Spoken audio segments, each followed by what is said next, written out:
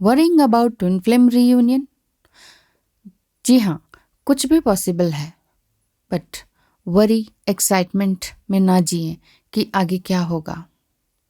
Faith on divine is must, क्योंकि ईश्वर या supreme power पर फेथ होगा तभी आप किसी की बातों से डिस्ट्रैक्ट नहीं होंगे या फिर नेगेटिव एंटिटी की वजह से आप एंजाइटी या फियर की एनर्जी में नहीं रहेंगे।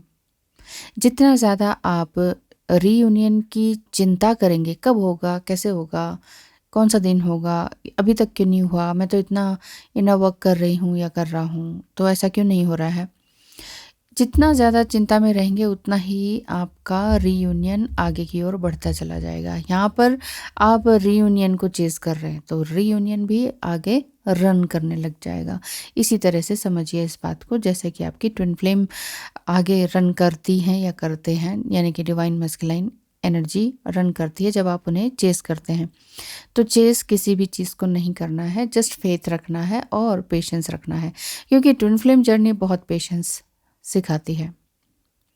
एंग्जाइटी और फियर की एनर्जी में बिल्कुल भी नहीं रहना है। आप पूरी तरह से फोकस रहेंगे और ख़ुद को हील करने के प्रोसेस को अपनाएंगे और साथ ही साथ इनर एंड आउटर यूनियन में आएंगे। जो आप सच में चाहते हैं वही करना चाहेंगे, इनर एंड आउटर यूनियन, तभी आपका रीयूनियन संभव होगा। और रीयूनियन तब संभव हो पाता है जब आप लीस्ट एक्सपेक्टेशन में हो, कि जब आपको चिंता ही ना हो, जब आप बिल्कुल ही वरी ना कर रहे हो इसके बारे में, जब आपने सोचा ही ना हो कि अब रीयूनियन हो सकता है, तब ये अचानक हो जाता है। जब आप होलनेस में आ जाते हैं, अपने आप को पूरी तरह से पा लेते हैं, तब ट्विन फ्लेम जर्नी पूरी तरह से गॉड वर्सेस डिमन है। Demon will use anything they can to keep you distracted.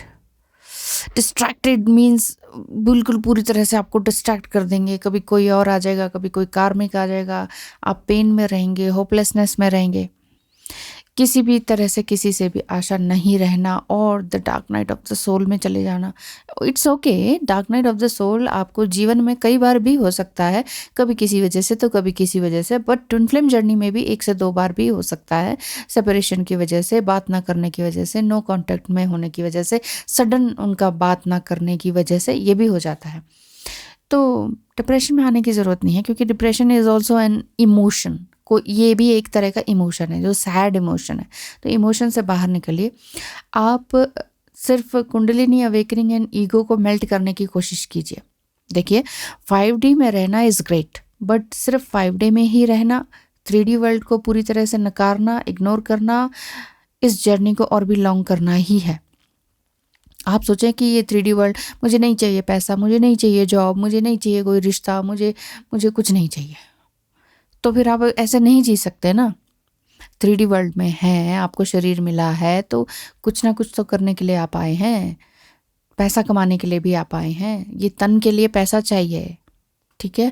तो क्रिएटिव साइड पर अपना ध्यान दें। सोल का जिस काम में आपका ज़्यादा ही इंटरेस्ट है वही करें। आपकी सोल जिस काम को ये कहती है कि यस मुझे ये करना है, इस काम को करने में आनंद है, अब अच्छा बुरा वो आप खुद से समझदार हैं कि अच्छा और बुरा क्या होता है। ये नहीं कि 24/7 आपको कुछ और ही गलत एक्टिविटी में रहना पसंद है तो आप वो करें, वो कोई सोल पर्पस नहीं हो सकता है, किसी भी तरह से नहीं हो सकता है, ठीक है।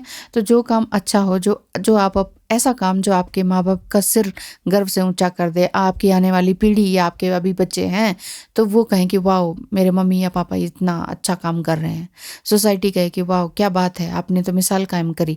उस काम को कह रही हूँ मैं कि जो 24/7 आपको करने में इच्छा होती हो, मन करता हो, बड़ा अच्छा आनंद आता हो, दूसरों के सुख में सुख आता हो, वो काम। ये नहीं कि कुछ गलत काम को भी इस तरफ नहीं बोला जा रहा है, ठीक है। तो ध्यान रखिएगा इस बात का।